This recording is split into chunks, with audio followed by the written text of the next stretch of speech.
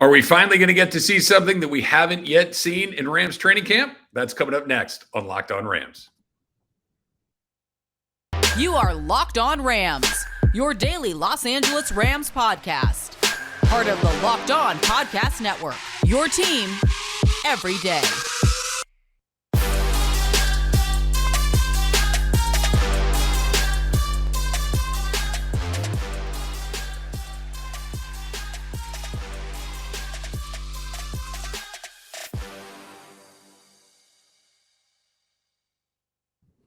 Thanks for making Locked On Rams your first listen every single day, free and available wherever you get your podcasts. My name is Travis Rogers. Not only am I your host for Locked On Rams, but I'm also the host of the Rams pre-half and post-game show on their flagship station, ESPN 710, as well as the host of the Travis and Sliwa show. You can find it on that very same 710 ESPN, Monday through Friday, 10 a.m. until 1:12 in the afternoon. Check that out as well. Today's Locked On Rams podcast is brought to you by LinkedIn Jobs. It helps you find candidates you want to talk to faster. Post your job for free at linkedin.com/lockedon. Okay, got a very good one for you. So after you are done clicking subscribe to Locked On Rams in your podcast feed, after you are done checking out our Locked On Rams YouTube page, you can listen to this podcast. And this is what we got coming up for you a little bit. The roster situation that seemed pretty locked in is now not. There are some variables that have taken place, namely Logan is going to miss the entire season.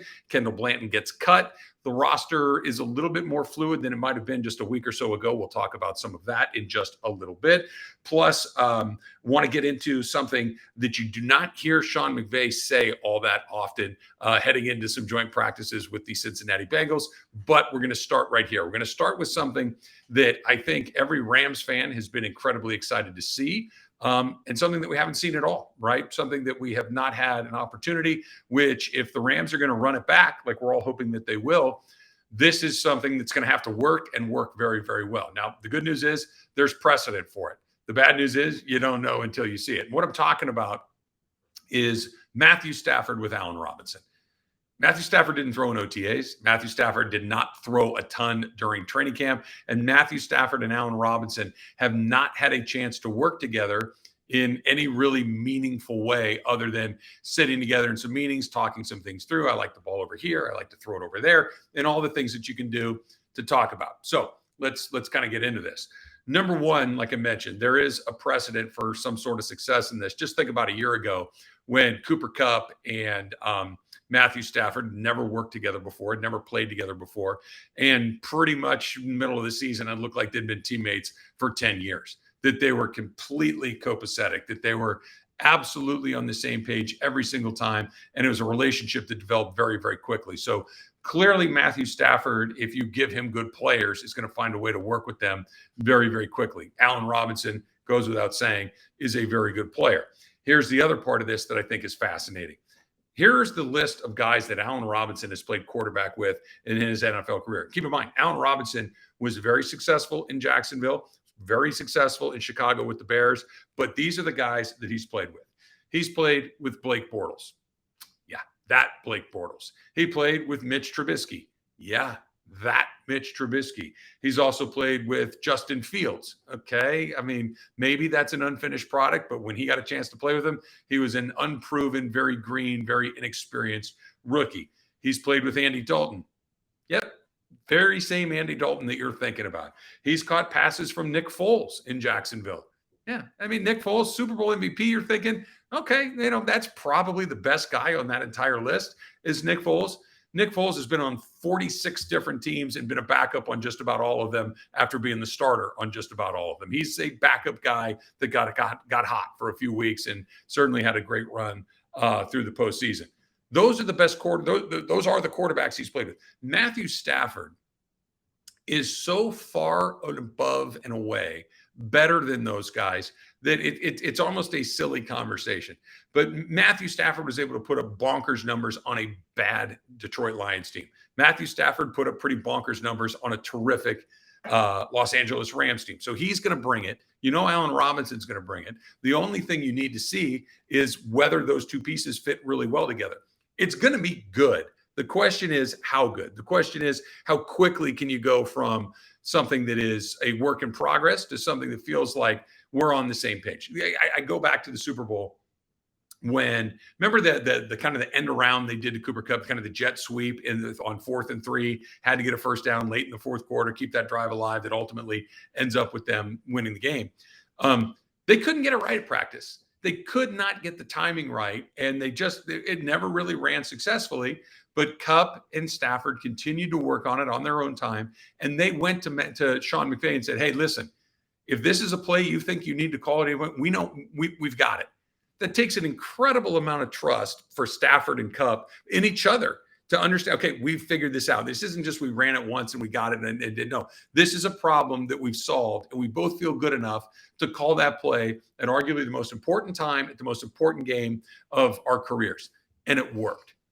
And that doesn't happen without a lot of teamwork. That doesn't happen without a lot of conversation, a lot of work together. And that's why seeing Allen Robinson on the field with Matthew Stafford against a good Cincinnati team, it's not a game. Matthew Stafford's not going to get hit. Allen Robinson's not going to get blown up if he goes over the middle. But the Cincinnati guys don't want to get torched. This is an opportunity for them to work against a high-level quarterback, a high-level wide receiver, and get a whole bunch of things done. They want to put it on the Rams just as much as the Rams want to get their work done. This is the first opportunity that we're going to see where these two guys can go out there and do these things. And I, for one, couldn't be more excited to have it happen. Because if he's even, let's recalibrate our expectations. If the worst case scenario for Allen Robinson and Matthew Stafford is still, that's a pretty darn good second wide receiver. Okay. That's better than most people have. That's great. That's kind of the worst case scenario, right? I'm excluding injuries and everything else, knocking on wood. If it's better than that, if it's what we would expect, like, hey, listen, like I just mentioned, this is a guy that's played with garbage quarterbacks on garbage teams. Now he's got an incredible head coach. He's got an incredible quarterback who work really well together. This could be really, really good. Okay. That's kind of the most likely conclusion. What if it's the other thing? What if it's the third option, which is, oh my God, these guys look like they've been playing together for 10 years. This frees up Cooper Kupp because Allen Robinson is the guy that's just absolutely torching guys week in and week out. That's not totally out of the question, but you got to see it against live competition. It's not going to quite be what it looks like against Buffalo, but by the time you get into October and November, what do those two guys look like? We can finally start that process when they get on that field together out in Cincinnati. And then, of course, you're not going to see them on the field on Saturday afternoon, but closer and closer and closer to the start of the regular season. All right, something you do not hear from Sean McVay very often. He said it as they're getting ready for those joint practices. That's right around the corner on Locked On Rams. As you gear up for fall, you need the right people on your team to help your small businesses fire on all cylinders. LinkedIn Jobs is here to make it easier for you to find the people that you want to talk to faster and for free, right? Sometimes it takes a long time to find that right guy and even longer time to get them up to speed in those things. What if you could speed up that entire process? Create a free job post in minutes on LinkedIn Jobs to reach your network and beyond to the world's largest professional network of over 810 million people. Then add your job in the purple #hiring frame to your LinkedIn profile to spread the word that you're hiring so your network can help you find the right people to hire. Simple tools like screening questions makes it easy to focus on candidates with just the right skills and experience so you can quickly prioritize who you'd like to interview and hire. It's why small businesses rate LinkedIn Jobs #1 in delivering quality hires versus leading competitors. LinkedIn Jobs helps you find the candidates you want to faster. Did you know that every week, nearly 40 million job seekers visit LinkedIn? Post your job for free at linkedin.com/LockedOnNFL. That's linkedin.com/LockedOnNFL to post your job for free. Terms and conditions apply. Thanks again for making Locked On Rams your first listen every day. Make sure you check out the Ultimate Pro Football Preview starting August 31st, an 8-episode extravaganza to get you ready for the NFL season. Local team experts of the Locked On Podcast Network, that's me, and Odyssey NFL insiders all combining into one ultimate NFL preview starting August 31st. Search for the Ultimate Pro Football Preview 2022 on your Odyssey app, YouTube, or wherever you get your podcasts. So the Rams and Bengals will wrap up the preseason on Saturday afternoon. Kickoff is at 3 o'clock West Coast time. And of course, you can catch the pregame show, myself and Kirk Morrison, on ESPN 710 starting at 1 o'clock. But before we get to the game on Saturday, they're going to have some joint practices earlier in the week. And those joint practices are useful. It's funny, especially for a coach like Sean McVay, those moments are more useful to him than I think any preseason action would be, especially considering the real players are involved in those, right? Matthew Stafford will get reps, Cooper Kupp, Aaron Donald, all the players, they're going to be there and they're going to participate. So obviously that has a great deal of value for them. Number two, it's a good team, right? Cincinnati Bengals were their opponent in the Super Bowl last year. Bengals came this close to winning that game. There's going to be some feelings, shall we say, between those two teams. Obviously, every team is a new team every year. Some guys leave, some other guys go to different teams. Both sides, the Rams are not going to be the same 48 guys that were on Super Bowl Sunday, nor for the Cincinnati Bengals. But little institutional knowledge there, right? And things can get chippy, to be sure, which is why I thought it was interesting that Sean McVay basically told his players, look, don't be stupid. Don't get in any sort of things that we don't want to get into. Quote, this is the head coach of the Rams, Sean McVay. The good thing is that with Zach Taylor and I having worked together, we have the same sort of practice philosophy. The goal is really to get good work in, positively push one another. We don't want any cheap stuff. We have no place for fighting. We have to be able to get 2 good days of work. These opportunities really matter, and we can't afford to miss it for dumb-ish. We won't have it. I don't expect that, and I know Zach and I are very much aligned. Yeah, right? Like, it's not too often you're going to hear the head coach of the team say, no fights, no fighting. Take it easy on one another. And maybe take it easy is a little bit of a oversimplification. But look, Sean McVay and Zach Taylor, too, have put themselves in a position to win Super Bowls, have put themselves in a position to win division titles, to make deep runs into the postseason. The last thing that anybody wants is Aaron Donald coming out of joint practices with a broken hand because he got into a fight. Remember last year in the second half when he hit Joe Burrow, was going out, clean hit, but it was right on the sideline. Cincinnati Bengal players got worked up, as you would expect when the quarterback takes a shot right near your bench. And Aaron Donald, I don't know if you know this about him or not, he's not afraid of physical confrontations. So when that came up, he was going to have that moment. Like, I'm fine. If we want to fight, I'll fight. I don't care. Let's go.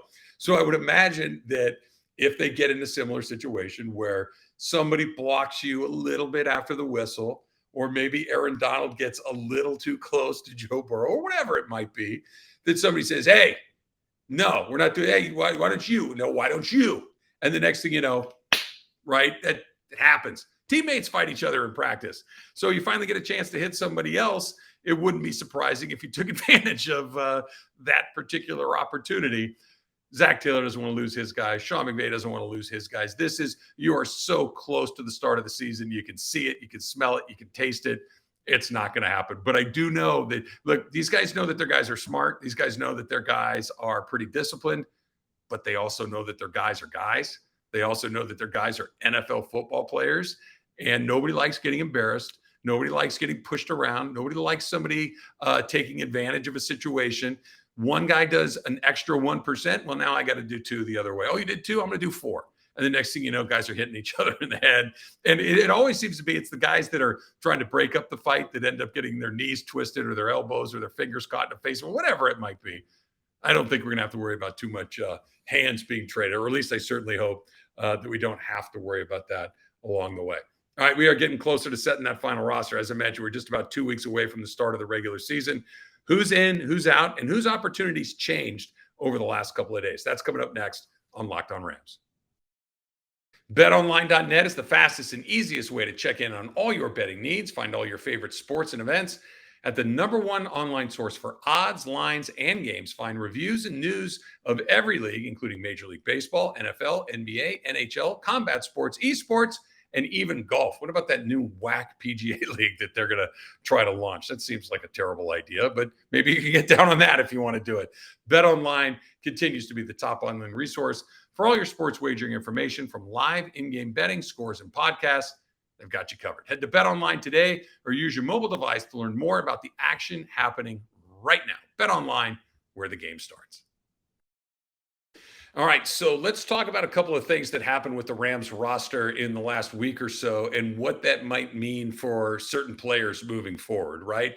Let's start with the most obvious one. And if you're listening to this podcast, if you're like me, if you live in Los Angeles, if you're a Rams fan, if you've been watching the preseason games, Lance McCutcheon is the breakout star, if you will, of the preseason so far.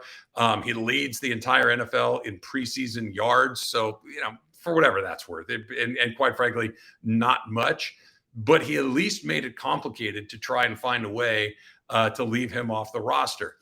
Sean McVay says that 1 + 1 does not equal 2 here. And you've heard me say this on the podcast. And again, this is a very good example of why you should probably subscribe to Locked On Rams every single day. He says that, or I should say what he says typically, you can kind of take it to the bank, right? That if he says something, it's mostly true. He doesn't do the Belichick thing or other coaches where they just flat out tell you lies or don't say anything at all. If Sean McVay says, yeah, we're thinking about doing something at wide receiver, it probably means they're thinking about doing something at wide receiver. He's pretty linear like that.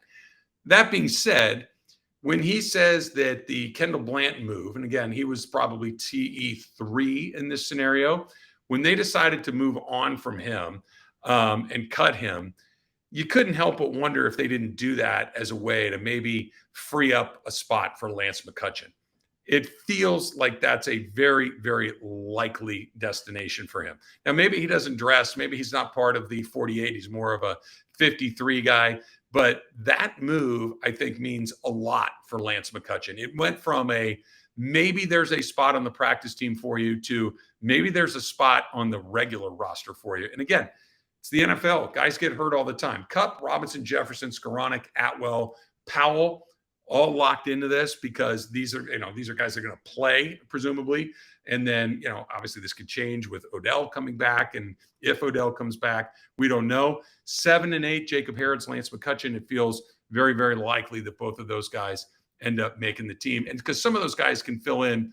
I know you only have 2 tight ends on the roster at that point. Skoranek could do it in a pinch. Jacob Harris could probably do it in a pinch. And that's something that they could probably figure out. Maybe Roger Carter is somebody that they think about throwing into that spot as well. The next spot, of course, gets a little bit interesting as well. Offensive line.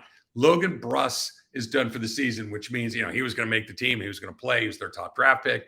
Nopum, Edwards, Allen, Shelton, Havenstein. Those are your 5 starters. Put them over here. What about depth? They just drafted A.J. Arcuri. He's looked really good in the preseason. He's going to make the team. Tremaine Ingram is somebody that you can move around on that line on both sides. He's going to make the team. A.J. Jackson is interesting, right? That this is an opportunity for him to maybe stick. This is an opportunity for maybe Bobby Evans to hold on to that job.